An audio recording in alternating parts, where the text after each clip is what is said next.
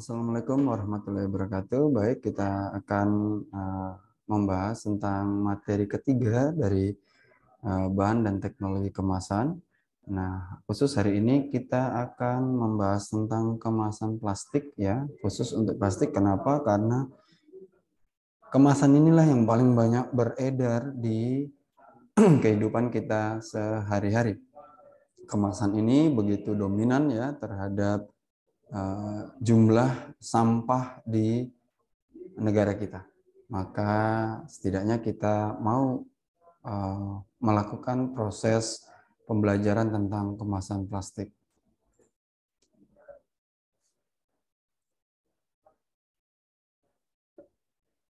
Nah, pendahuluan. Plastik sebagai wadah makanan dan minuman memang sudah biasa digunakan ya di dalam kehidupan kita sehari-hari. Karena memang saat ini wadah ini paling sangat efisien untuk digunakan sebagai media wadah ya dalam pembungkus makanan ya ataupun air minum ya, sehingga wadah ini paling banyak digunakan oleh masyarakat kita. Namun sebaiknya kita juga tidak sembarangan memilih wadah plastik sebagai wadah makanan. Jika tidak berhati-hati, materi yang digunakan untuk plastik atau bahan kimia dari dalam bahan plastik akan berdampak buruk bagi kesehatan. Plastik terdiri atas berbagai macam bahan kimia yang disebut monomer ya. Dalam kondisi tertentu, kontak antara plastik dan makanan bisa menyebabkan migrasi atau perpindahan bahan-bahan kimia dari wadah ke dalam makanan.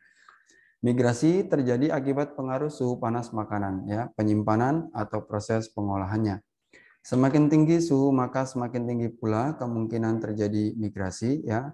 Kemudian lamanya waktu penyimpanan makanan juga dapat berpengaruh terhadap perpindahan materi berbagai macam bahan kimia ini.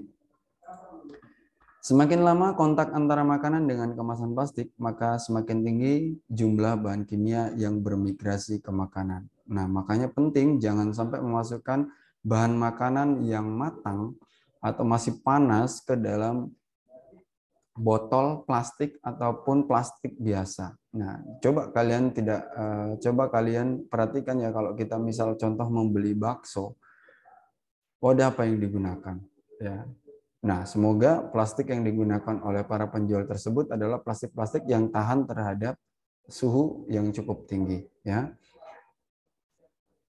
Komponen kimia plastik ya seperti monomer yang terperangkap dan zat aditif lainnya seperti plastizer, pewarna, dan antioksidan bisa bermigrasi atau berpindah ke makanan. Padahal bahan-bahan kimia itu ada yang bersifat karsinogenik. Jadi ada yang bersifat racun ya, sehingga berbahaya terhadap kesehatan kita. Jika terkontaminasi dan terakumulasi dalam tubuh, tumpukan komponen beracun ini bisa menimbulkan berbagai macam penyakit berbahaya termasuk kanker. Nah, ini adik-adik mulai perhatikan kemasan makanan yang kalian gunakan atau yang kalian ingin beli, sehingga kalian tidak mendapatkan dampak buruk daripada perpindahan bahan makanan tersebut, perpindahan zat kimia daripada bahan kemasan tersebut. Perpindahan komponen kimia itu umumnya terjadi pada saat kemasan plastik bersentuhan dengan makanan, khususnya yang berbentuk cair atau semi padat, makanan berminyak dan asam. Proses perpindahan komponen kimia plastik dipercepat dengan proses pemanasan. Makanya ada larangan bahwa jangan memasukkan makanan panas ke dalam media plastik yang tidak memiliki ketahanan terhadap panas. Proses migrasi juga dipengaruhi oleh durasi penyimpanan. Nah, semakin lama proses penyimpanan, maka media penyimpanannya pun atau wadah penyimpanan daripada pengemasan produk itu pun akan mengalami kemunduran, sehingga dia juga dapat berpengaruh terhadap bahan makanan. Semakin lama kontak antara kemasan dan makanan, maka kemungkinan jumlah kandungan yang berpindah akan semakin besar. Jadi ingat-ingat tadi itu bahwa ya semoga makanannya tidak bersifat karsinogenik. Ketika tidak bersifat karsinogenik maka dia aman-aman saja mungkin ya. Tetapi lebih baik kita waspada sehingga bahan makanan tersebut tidak tercemar oleh bahan kimia daripada kemasan plastik. Bila demikian, apakah kita harus meninggalkan wadah plastik? Tentu tidak. Ya, sebab selain praktis, wadah plastik juga ramah lingkungan karena bisa didaur ulang. Yang perlu kita lakukan adalah memilih wadah plastik yang aman bagi kesehatan atau disebut dengan food grade. Maka perhatikan tanda daripada botol ataupun plastik yang kita gunakan. Nah, ini ada kiat mengenali plastik yang aman untuk wadah makanan dan minuman. Yang pertama, memenuhi salah satu kriteria, ya, simbol gelas, garpu, tulisan food grade. Nah, ini sebagai penanda bahwa plastik tersebut dapat digunakan untuk membungkus makanan. Atau tulisan approved by FDA, ini juga sudah merupakan satu sertifikasi, ya, daripada penggunaan plastik sebagai media kemasan. Nah, sehingga dinyatakan aman untuk digunakan sebagai alat untuk makan. Nah, hanya untuk makan, ya. Jadi ketika kalian mengemas dengan plastik tertentu, maka itu menjadi juga bahan perhatian. Kenapa? Berbahaya bahan kimianya. Yang kedua, jangan tergiur wadah yang berharga murah. Nah, biasanya ini karena bisnisnya lancar, ya, kemudian sedikit mengalami masalah untuk memperoleh bahan kemasan yang baik, maka dia membeli yang harganya murah. Tetapi ingat bahwa resikonya yang ditimbulkan cukup besar, baik sebagai pengguna ataupun sebagai penjual. Maka baiknya penjual dan pembeli menyadari bahwa resiko yang hadir daripada proses mewadahi makanan dalam bentuk panas, ya, itu dapat mencemari makanan tersebut dan mengganggu kesehatan. Yang ketiga, pilih merek dagang yang sudah dipatenkan. Nah, baiknya tadi itu seperti ini, ya, sudah ada simbol, itu biasanya mereknya sudah dipatenkan.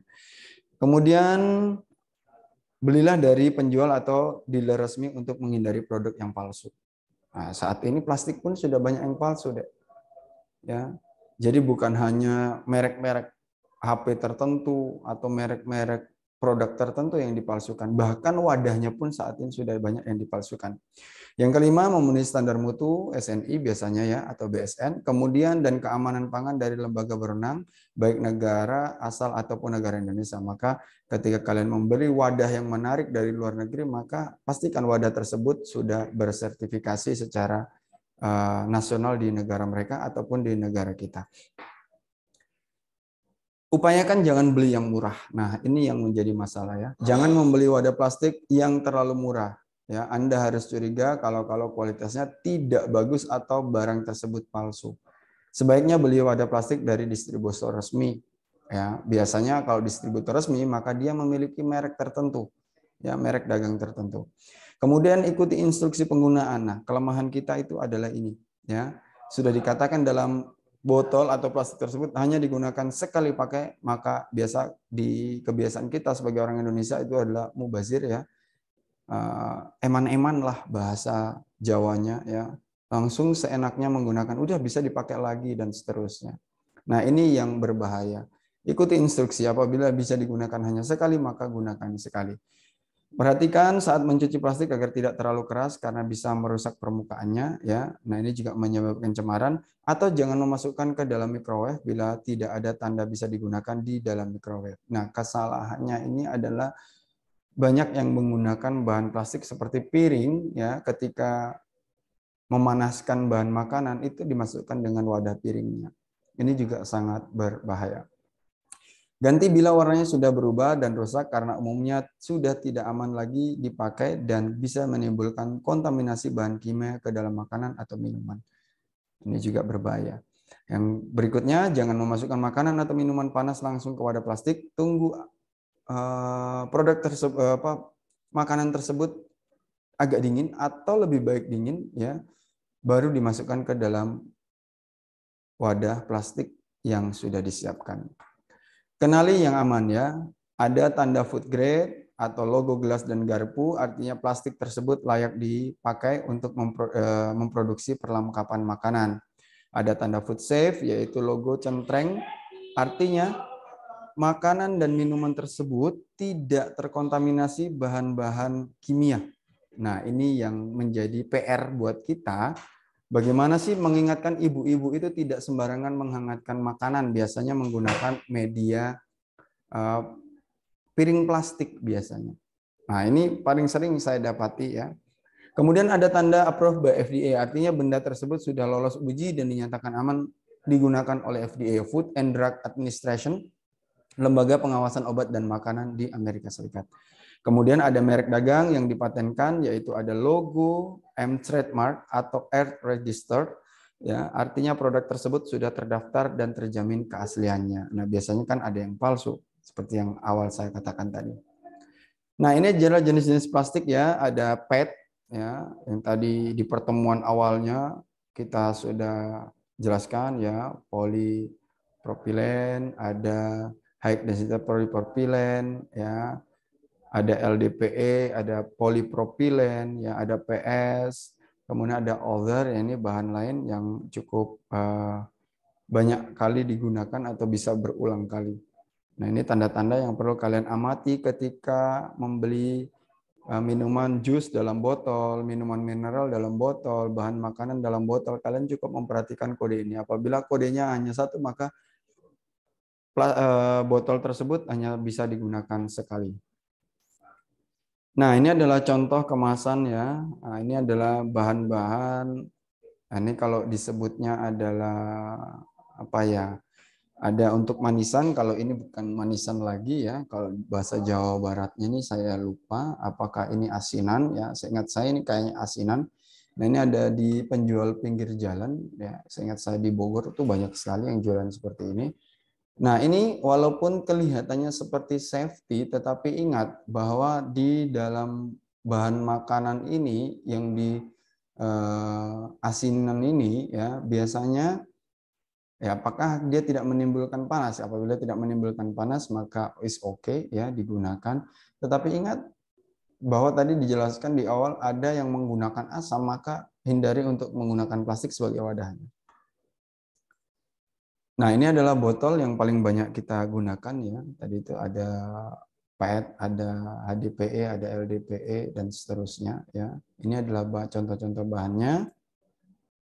Nah, ini yang aman ya, yang biasa digunakan oleh ibu-ibu bersifat Tupperware atau memiliki kode order atau 7 ya. Dan ini bisa dipanaskan biasanya. Biasanya juga memiliki tanda garpu dan gelas, kemudian ada tanda FDA-nya pada bagian belakangnya sehingga bisa digunakan untuk menyimpan ataupun memanaskan bahan makanan. Nah, ini plastik biasa ya untuk mengemas makanan yang saat ini paling banyak kalian bisa jumpai di market-market itu hampir semua menggunakan kemasan-kemasan plastik. Ya, karena memang simpel, mudah, efisien ya untuk digunakan sebagai wadah kemasan. Ini botol-botol ya, air mineral, kemudian ada susu ya dan lain sebagainya. Fungsi daripada plastik. Ini adalah toples sederhana, biasa digunakan untuk mengemas sosis ya, sebagai wadah sekundernya. Kemudian ini contoh lain adalah penggunaan plastik HDPE ataupun LDPE. Nah, ini juga toples ya, biasanya berasal daripada polietilen. Ya. Baik, terima kasih. Cukup sekian pembahasan tentang kemasan plastik pada pagi menjelang siang hari ini.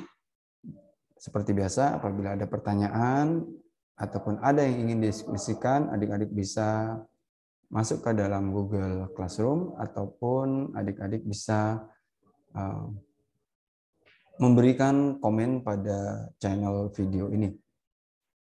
Saya akhiri, billahi taufiq wal hidayah. Assalamualaikum warahmatullahi wabarakatuh dan sampai ketemu di pertemuan berikutnya. Terima kasih.